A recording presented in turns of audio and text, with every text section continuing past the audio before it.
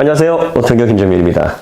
벤츠 후륜 조향 4.5도는 그냥 주고 10도는 돈 받고, 왜 10도까지 들 수 있는 거를 4.5로 제한을 해놨느냐, 이거가 이제 이해가 안 되시는가 봐요. 나는 10도짜리 하드웨어를 샀는데 왜 4.5도만 하게 해주고 10도짜리는 돈을 받고 파느냐, 이거는 진짜 미칠 거다. 네.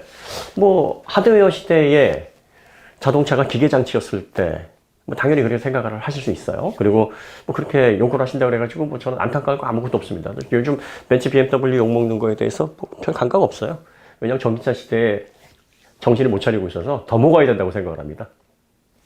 근데 뭐 벤츠를 왜 욕하십니까? 이거에 대해서 욕하시면 안 됩니다. 이 얘기를 하려는 게 아니에요. 앞으로 전기차 시대에 시장이 어떻게 전개가 될 것인가에 대해서 우리가 그 부분에 대해서 한번 주목을 해보자는 겁니다. 자, 그럼 여러분들이 메르세데스 벤츠의 그 후륜 조향 시스템 하드웨어를 돈을 주고 샀는데, 요 개념을 한번 보시죠. 제네시스 4도 후륜 조향 시스템, 그 다음에 CT6 딱 그 정도입니다. 다른 제조사 다 그 정도입니다. 4도 정도 그 역방향으로, 혹은 또 주행할 때는 순방향으로 이런 식으로 세팅을 해 놓습니다. 그러면 여기에는 다른 부품이 들어가 있을까요? 어떻게 생각하십니까? 자, CT6에 들어가는 이 후륜 스티어링 기어를 보시면요, 모양이 뭐랑 비슷합니까? 어디서 많이 보셨죠, 요거? 전륜 스티어링 기어와 큰 차이가 없어요. 같은 부품이에요. 그걸 하나 후륜에다 집어넣는 겁니다. 그러면 요게 제조사에서 의지만 있으면 이걸 가지고 10도, 15도도 꺾을 수 있습니다. 근데 왜 4도만 꺾습니까? 요 정도만 꺾어도 된다고 보는 거예요. 요 정도만 꺾어도 회전 반경 줄이고, 주행할 때 이거보다 더 꺾이게 되면은, 이렇게 되면 이제 VDC가 머리 아파집니다. 비클 다이나믹스가 이제 혼돈의 하우스가 되어버리는 거예요. 보통 주행할 때는 그래서 한 2도 정도만 개입을 하게 합니다. 2도를 넘게 하게 되면 뭐 슬립 앵글서부터 고려해야 될 변수가 너무 많아져요. 그러니까 이게 리버스 스티어를 일으킬 수 있는 원인도 될 수 있고 하니까 제조사에서 섣불리 더 조향각을 줄 수가 없는 겁니다. 근데 스티어링 기어 앞쪽에 스티어링 기어를 갖다가 뒤쪽으로 해놓으면 너무 아깝잖아요. 앞쪽에 그 큰 각도를 꺾을 수 있는 기어를 갖다가 꼴랑 4도만 꺾는다. 근데 이게 4도가 됐든 2도가 됐든 5도가 됐든 10도가 됐든 어차피 스티어링 기어는 있어야 돼요. 그러면 아까우니까 다른 부품을 좀 이렇게 만들어서 쓰면 좋지 않겠냐. 근데 이 기능이 몇 대나 들어가서 이걸 다시 부품을 설계를 해가지고 금형을 만들고 제작을 의뢰해서 납품을 받으면, 이게 다운스펙이라고 해서 그 모터 조금 더 용량 줄이고 구조 조금 더 경량화 시키고 조금 재료 아낀다고 해가지고 제작비가 내려갈까요? 아니에요. 더 비싸져요. 그러니까 그냥 전륜에 들어가 있는 거 그냥 하나 여기다가 넣자, 이 수밖에 없다. 그리고 어차피 후륜에 링크가 더 많이 들어가니까 모터가 약하면 안 된다. 3도든 4도든 5도든 모터가 강력해야 이게 꺾을 때 바로바로 동작을 하기 때문에 직관적일 수밖에 없다. 전륜에 있는 거 넣어야 돼. 메르세데스 벤츠만 그렇게 들어가 있는 게 아니라 다른 제조사들도 그렇게 들어가요. 그러면 하드웨어를 샀는데 4도밖에. 이렇게도 얘기할 수 있는 거예요. 전륜에 똑같은 걸 샀는데 후륜은 왜 4도야? 아깝잖아. 전륜처럼 해줘. 전륜처럼 해주면 이제 그야말로 막 숭구리당당 같은. 그러니까 메르세데스 벤츠는, 야, 우리는 그냥 4.5도가 디폴트야. 4.5도 디폴트인데, 야, 우리는 여기서 좀 더 노력했어. 10도를 꺾어. 우리는 10도. 10도 봤어? 야, 우리가 이거 10도 꺾게 하느라고, 알지? 우리 링크, 가뜩이라 5 링크 복잡하게 쓰는 거. 거기에다가 이게 주행할 때 이 VDC도 우리 조정을 다 해야 되는데 우리가 이걸 했어. 뭐 주행할 때 10도까지 꺾으면 큰일 나니까, 그래도 조금 더 너희들은 2도 꺾지만 우리는 조금 더 능동적으로 그렇게 해가지고 뭐 차선 바꿀 때 더 확실하게 보여줄 수 있게 조정을 했어. 근데 이제 요거는 기본으로 제공하는 거에 비해서 너무 힘이 많이 들고 돈이 많이 들어가 있으니까 요거는 돈 받고 우리가 제공을 할래. 요건 기술료를 받아야 되겠어. 이렇게 얘기를 하는 거예요. 그러니까 하드웨어를 샀는데 이걸 제한하는 게 아니라, 메르세데스 벤츠는 야, 어차피 똑같은 부품 들어가가지고 너희도 4도 꺾는 거 우리도 4도보다 더 많이 4.5도까지는 기본으로 제공을 하는데, 여기에서 좀 더 플러스야. 이거는 스포츠 플러스처럼. 그러니까 우리가 투머치를 원하시는 분들에게 우리가 더 많이 개발을 했는데, 요거는 좀 돈 받고 팔면 좋겠어. 그래서 우리가 한번 돈 받고 팔아볼 거야. 그리고 앞으로 전기차 시대에는 이제 기술료를 우리가 좀 받아서 매출을 늘려야 되니까, 서비스 매출을 좀 늘려야 되니까 우리가 한번 이 시도를 한번 요걸 해볼래. 어차피 이거는 4.5도면 우리도 충분한 거 아는데, 투보치긴 한데, 이런 거 원하시는 분은 돈을 주고 얼마나 사는지 우리는 한번 보기도 좀 할 거야. 테스트로도 하면 좋을 것 같기는 해. 라고 해서 기술료를 책정을 한 거예요. 그러면 이제 이거는 소비자들의 권리를 뺏는 게 아니라 스티어링 기어가 어차피 똑같은 부분이 들어가서 4도까지 꺾는 게 그동안의 관리였는데 우리가 더 꺾게 했으니 더 꺾게 한 거에 대한 기술료를 받아내겠다라는 제조사의 결정인 겁니다. 그래서 소비자들은 그래 합리적이네. 뭐 너희들 그렇게 생각했어요. 우리 그거 주고 살게. 2년에 70만 원? 3년이면 좀 깎아준다고? 알았어. 하는 사람은 그거를 이해하는 거고 말도 안 되는 소리 하고 있어. 10도 꺾게 해놓고서는 왜 기본은 4.5도만 주고 그걸 돈 받고 팔겠다고. 아, 난 사! 4.5도만 해도 뭐 충분하다고 다른 제조사는 뭐 생각이 있겠지. 이렇게 생각을 하려고 판단할 문제라는 겁니다. 그러니까 시장에서 이게 소비자들에게 용인이 되느냐, 되지 않느냐의 문제지, 뭐 비도덕적이다, 미쳤다, 뭐 이런 영역까지는 사실 아니에요. 사실 그렇게 생각하셔도 상관은 없어요. 뭐 벤츠가 욕먹는다고 저한테 아무런 그거 없습니다. 그러니까 그렇게 생각을 하셔도 되는데, 그러니까 앞으로는 이런 현상이 더 빈번해질 거라는 거죠. 예를 들어서 이제 전기 모터가 통일화될 수 있다는 얘기를 했는데, 앞으로 이제 전기차 시대가 돼서 전기차가 대중화가 됩니다. 그러면 이제 수량이 많아지게 되겠죠. 그럼 이제 전기 모터를 다양하게 만드는 것보다는 몇 가지를 통일을 해 놓는 겁니다. 아예 고성능, 그 다음에 일반적인 그 대중차용. 근데 이 대중차용도 전기차 시대가 되면 이제 출력의 제한이 많이 풀리니까 전기차의 전기 모터의 특성에 따라서 200마력에서 한 400마력까지는 같은 모터를 쓸 확률이 있다라는 거예요. 그럼 같은 모터를 쓰는데 그럼 200마력짜리 산 사람은 손해를 보는 걸까요? 내가 400마력까지 잠재력을 발휘할 수 있는 모터가 들어가 있는데 왜 나한테는 200마력만? 이렇게 생각할 문제가 아니죠. 그 소비자들은 200마력짜리가 필요해서 200마력짜리를 샀는데 제조사에서 야 이거 200마력짜리, 300마력짜리, 400마력짜리 모터를 다 규격으로 바꿔가지고 다르게 제조하게 되면 우리가 손해다. 그러니까 아예 400마력짜리 잠재력을 갖추고 있는 모터를 만들어서 이걸 소프트웨어 그리고 또 모터 드라이브, 인버터 그 외 제어, 또 관련된 소프트웨어 이걸로 200마력짜리, 300마력짜리, 400마력짜리 시스템을 구현을 하자. 근데 모터는 동일하게 쓰자. 이렇게 할 수 있다는 겁니다. 그럼 이제 200마력짜리 전기차를 산 사람은 뭐 200마력만 내주면 되는 거예요. 그 밑으로 내려가는 게 문제지. 나중에 근데 이게 400마력까지 낼 수 있는 모터라는 걸 알았어요. 그럼 기분이 더 좋죠. 그래? 그러면 내구성 더 좋아지겠는데? 오히려 400마력짜리가 아니 왜 200마력짜리 똑같은 모터를 씁니까? 이렇게 항의를 할 문제죠. 그러면 또 제조사가 이렇게 얘기할까? 아니 고객님 저 200마력짜리는 200마력만 내면 되니까 그 외에 뭐 링크라든지 뭐 부싱이라든지 또 냉각 시스템이라든지 관련된 또 VDC 이런 것들이 다 다르죠. 400마력짜리는 거기에 맞게 다 강화되어 있고 VDC도 다르고 다 다릅니다. 제어도 달라요. 인버터도 더 세심하게 설계가 되어 있고 비용이 더 많이 들어가서 400짜리에 맞게 400마력에 맞는 시스템이 구축이 되어 있습니다. 이렇게 얘기를 하는 겁니다. 그러면 아 그렇구나 라고 해서 뭐 그래도 나 찝찝한데 생각하시는 분 찝찝하다고 생각하셔도 되고 뭐 이해하시는 분은 이해하시는 거죠. 이렇게 될 수 있는 겁니다. 지금 당장 그렇게 된다는 게 아니라 앞으로 그렇게 시장이 발전될 수 있는 그런 가능성이 있다. 왜냐하면 이제 여러분들이 노트북을 사시면은 윈도우 홈도 있고 또 프로페셔널도 있고 엔터프라이즈도 있고 이 버전에 따라서 비용이 굉장히 다른.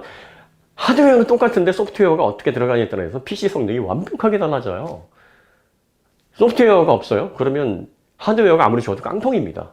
전자제품은 그래요. 펌웨어라든지 소프트웨어가 없어요? 작동을 안 해요. 이 전기차가 그렇게 될 거예요.